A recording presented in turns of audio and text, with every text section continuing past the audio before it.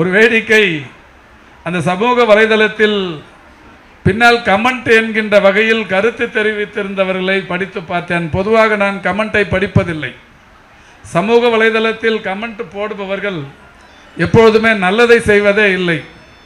பொதுவாக எனக்கு கூட ஃபேஸ்புக் பேஜில் எனக்கு நண்பர்கள் என்று 5,24,000 பேர் இருக்கிறார்கள். நான் ஏதாவது ஒரு பதிவு போட்டால் லட்சக்கணக்கானவர்கள் பார்க்கிறார்கள். இன்று காலை கூட நான் என்னுடைய 169வது மாரத்தானை 21 கிலோமீட்டர் தூரத்திற்கான மாரத்தானை ஓடி அது லைவ் போட்டிருந்தார்கள். இதுவரை அதை 2-3 லட்சம் பேர் பார்த்திருக்கிறார்கள். பார்த்தவர்களுடைய எண்ணிக்கையை பார்த்து பரவசம் அடைவதோடு சரி, 2 லட்சம் பேர் பார்த்துருக்குறாங்க அப்படின்னு சொன்னால் ஒரு 20-30 பேர் கமெண்ட்டும் போட்டிருப்பாங்க. நீங்கள் தேவையில்லாமல் போய் அந்த 20-30 பேர் போட்ட கமெண்ட்டை படிச்சிங்கன்னா மன உளைச்சல் வந்துடும். அவன் சொல்லுவான், நீ எதுக்கு ஓடின்னு இருக்கிற, உனக்கு என்னத்துக்கு இதுன்னுவான். அவனால் முடியாது. முடியாதவன் சொல்லுவான், நீ எதுக்கு ஓடுற அப்படின்பான். நமக்கு ஏதாவது ஒரு தேவையில்லாத ஒரு ஏன் அடுத்த வாட்டி ஓடணுமா, ஏதோ ஒரு தோழர் சொல்லியிருக்கிறாரு, ஒரு நல்ல கருத்தை சொல்லியிருக்கிறாரு, 67 வயசில் உனக்கு தேவையா, ஏன் ஓடுறன்றான். அதை போய் நம்ம கேட்டுக்கணும். நமக்கு வயசாகிடுச்சு, நம்ம ஓடக்கூடாதுன்ற முடிவு நம்ம எடுத்துட்டோன்னு வச்சுங்க, தப்பாக போயிடும்ல, நமக்கு பாதிப்பு. அதனால் அதை படிக்கக்கூடாது. கமெண்ட்டுக்கு உள்ளவே போகக்கூடாது. எவ்வளோ பேர் பார்த்தானோ அதை பார்த்து சந்தோஷப்பட்டுக்கணும். 2 லட்சம் பேர் பார்த்துருக்குறான்ல, விருப்பம் இல்லாமல் அவன் பார்ப்பானா? நம்ம பதிவை விருப்பப்பட்டு தானே அவன் பார்த்துருக்குறான். 2 லட்சம் பேர் 3 லட்சம் பேர் பார்த்துருக்குறான். இது பெரும்பான்மையானவர்கள் நம்ம இதை பார்த்து பரவசப்பட்டிருக்கிறார்கள். சந்தோஷம். கமெண்ட்டை படிச்சிங்கன்னா அதை விட ஒரு மோசமான ஒரு மனநிலை வேறு எதுவுமே இருக்காது. அதனால் நான் கமெண்ட் பெரும்பகுதி படிக்கிறது இல்லை. போன வாரம் இந்த சென்டரை போய் ஆய்வு பண்ணேன். கலைஞர் கணினி கல்வி மையத்தையும் கலைஞர் மகளிர் திறன் மேம்பாட்டு மையத்தையும் போய் சும்மா ஒரு ரவுண்டு வந்தேன். நான் எப்பவுமே அது உள்ளே போய் பார்க்குறதே இல்லை. சரி, இப்போ வேலை இல்லாமல் இருக்கிறதால போய் பார்க்கலாமேன்ட்டு அன்றைக்கி போய் பார்த்துட்டு, சகோதரிங்க கையில் எப்படி போகுது, கிளாஸ் போகுது, உங்கள் நீடு என்னென்னா, ஆளுங்கட்சியாக இருக்கும்போது 1000 பேர் உதவி பண்ண வருவாங்க. இப்போ எதிர்கட்சி சென்டர் நல்லா நடக்குதாங்கிறத பார்க்கணும்.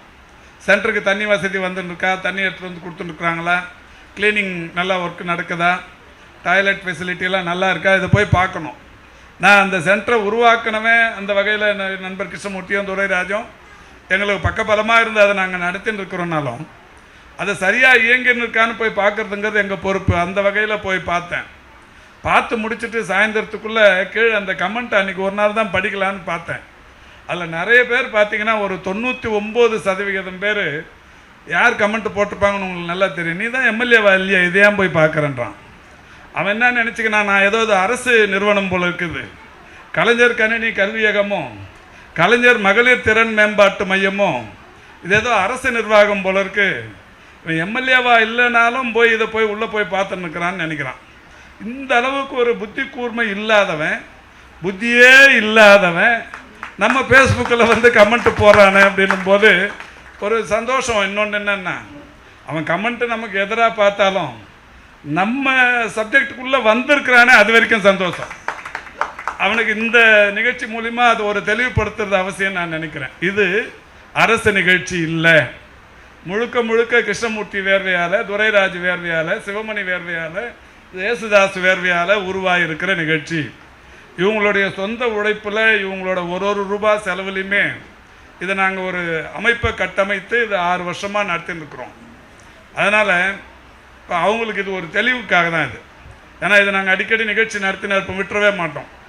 கூட இதில் ஒரு சில இயக்குநர்கள் சொன்னாங்க, ஆட்சி மாற்றம் வந்த உடனே, நானும் தோல்வியை சந்தித்த உடனே என்கிட்ட ஒரு 2-3 இயக்குநர்கள், சார் இது வேணுமா, இனிமேல் நடத்தணுமான்னு கேட்டாங்க. ஏங்கன்னு கேட்டேன். நீங்கள் தான் பொறுப்பில் இல்லையா, இப்போ எதுக்கு நடத்துறதுன்னாங்க. ஒன்று அது பொறுப்புக்கும் இதுக்கும் சம்மந்தமே இல்லைங்க. இப்போ அதில் ஒரு பெரிய சந்தோஷமே, 1430 மாணவ மாணவியர் டேலி முடிச்சிருக்கிறாங்க. டேலி குரு, டேலி ப்ரோ, டேலி ஏஸ் இதெல்லாம் முடிச்சுட்டு நல்ல வேலை வாய்ப்பில் ஒரு 40,000-50,000 வரைக்கும் சம்பளத்தில் வேலை செய்கிறாங்க. அதில் 80% மகளிர், 20% பாய்ஸ். இப்போது இந்த 1430 குடும்பங்கள் இன்றைக்கி இந்த குடும்பங்கள் விலைக்கேற்றி வச்ச பெருமை கலைஞர் கணினி கல்வி மையத்துக்கு இருக்குது அப்படின்னு சொன்னால் இதை விட ஒரு சந்தோஷம் வேறு எதுவும் இருக்காது. இதில் யார் எந்த கட்சின்னா நாங்கள் பார்க்குறதில்ல. இப்போ வந்திருக்கிற நீங்கள் உங்களில் கூட இதில் திமுக எத்தனை பேர், அதிமுக எத்தனை பேர், அல்லது இப்போ இருக்கிற கட்சியில் இருக்கிறவங்க எத்தனை பேர், இது எதுவும் எங்களுக்கு தெரியவே தெரியாது. இன்னொன்று, இது வரைக்கும் இந்த 16 பேட்ச் எடுத்திருக்கிறாங்க. ரேஷ்மாவும் வேலாயுதமும் தான் இந்த கணினி மையத்துக்கு இன்சார்ஜு. அவங்க தான் இந்த ஆளுங்களை செலக்ட் பண்ணுவாங்க. அவங்களுக்கு நாங்கள் சொல்லியிருக்கிற ஒரே கண்டிஷன், சைதை தொகுதிக்குள்ளே இருக்கிறவங்களுக்கு மட்டும் எடுங்க, வறிய நிலையில் இருக்கிறவங்களுக்கு எடுங்க. இவங்க வெளியில் போய் இது படித்தா 40-50 ரூபா செலவாகும்னா அந்த செலவு இல்லாமல் இங்கே படிச்சுட்டு போய் அவங்களுக்கு நம்ம பிளேஸ்மெண்ட் பண்ணி கொடுக்குறப்ப அவங்களுக்கு லைஃப்பில் ஒரு செட்டில்மெண்ட்டு கிடைக்கும். அது மட்டும் பண்ணுங்கள். இதில் வேறு எந்த இதுவுமே பாகுபாடும் பார்க்க வேணாம் அப்படின்னு சொல்லிட்டேன். அந்த வகையில் தான் இப்போ இது வரைக்கும் அதை பண்ணின்னு இருக்கிறாங்க. இப்போ நடந்து முடிஞ்ச தேர்தலில் கூட இதில் படித்தவங்களில் ஒரு 1430 பேர் இருக்குது. கடைசி நாள் நம்ம தமிழ்நாட்டின் துணை முதல்வரை வர வச்சு ஒரு பொங்கல் விழா நடத்தி எல்லாரோடும் ஒரு கெட் டுகெதர் ஒன்று பண்ணோம். ஒரு பொங்கல் விழாவை நடத்தி எல்லாமே ஒரு சிறப்பான நல்ல நிகழ்ச்சி நடந்தது. அந்த நிகழ்ச்சிக்கு வந்த ஒரு வாகனங்கள் ஒரு 500-600 வாகனங்களில் ஒரு 20-30 வாகனங்கள் இன்றைக்கி ஆளுங்கட்சியோட சிம்பிளும் கொடியும் போட்டு வந்ததுன்னாங்க.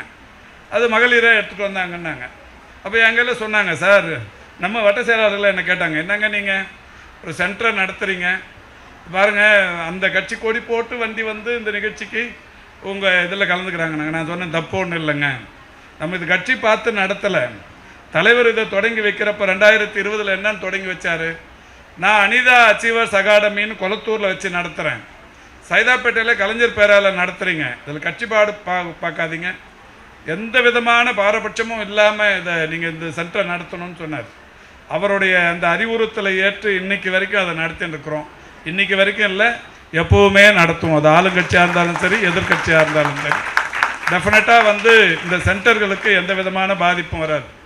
அந்த வகையில் நண்பர் கிருஷ்ணகுமார், மணிகண்டன், இப்போது அவங்க வந்து நண்பர் சிந்தன், இவங்க வந்து பெரிய அளவில் கடுமையாக ஓடிச்சுருக்கிற நண்பர்கள். அவங்க கூட போன வாட்டி சொன்னாங்க, சார் இதில் வந்து இந்த டெய்லரிங்கும் இந்த மேக்கப்பும் மட்டும் நிறுத்திக்கலாமா அப்படின்னாங்க, பியூட்டிஷியன் கோர்ஸ் மட்டும் நிறுத்திக்கலாமான்னு கேட்டாங்க. நான் சொன்னேன் வேணாம், அது 1 மாதம் கோர்ஸாக குறைச்சிக்கலான்னாங்க. நான் சொன்னேன் இல்லை, 3 months தான். இப்போ அந்த 3 மாதம் கோர்ஸ் முடித்தாதான் அவங்களுக்கு கொஞ்சம் நிறைய பயிற்சியும் கிடைக்கும், வெளியில் வேலை வாய்ப்பும் கிடைக்கும். அதில் எந்த விதமான இதுவுமே குறைக்காதீங்க. நமக்கு நல்ல நண்பர்கள் உதவி பண்ணுறதுக்கு இருக்கவே செய்வாங்க. இன்னொன்று, போன வாட்டி முடித்த உடனே டெய்லரிங்கில் நம்ம 100 மிஷின் வந்து சோஷியல் வெல்ஃபேர் டிபார்ட்மெண்ட்லேருந்து டெய்லரிங் மிஷின் வாங்கி கொடுத்தோம். இப்போ இந்த பீரியட் அது கிடைக்குமாங்கிறத டவுட்டு. ஆனாலும் நான் வந்திருக்கிற தையல் பயிற்சி முடித்த சகோதரிகளுக்கு ஒரு வேண்டுகோள், நீங்கள் குரூப்பாக ஒரு 4 பேர் 5 பேர் சேர்ந்து ஒரே ஏரியாவில் இருக்கிறீங்கன்னா, இப்போ கோதாமேட்டில் இருக்கிறீங்க, ஒரு 5 பேர் அங்கேருந்து ஒன்றா உட்காந்து படித்தவங்க இருக்கீங்கன்னா, பயிற்சி முடித்த இந்த 5 பேர் ஒரு வீட்டில் உட்காந்து 5 மிஷினை போட்டு ஒரு குரூப் டெய்லரிங் ஸ்டார்ட் பண்ணுங்கள்.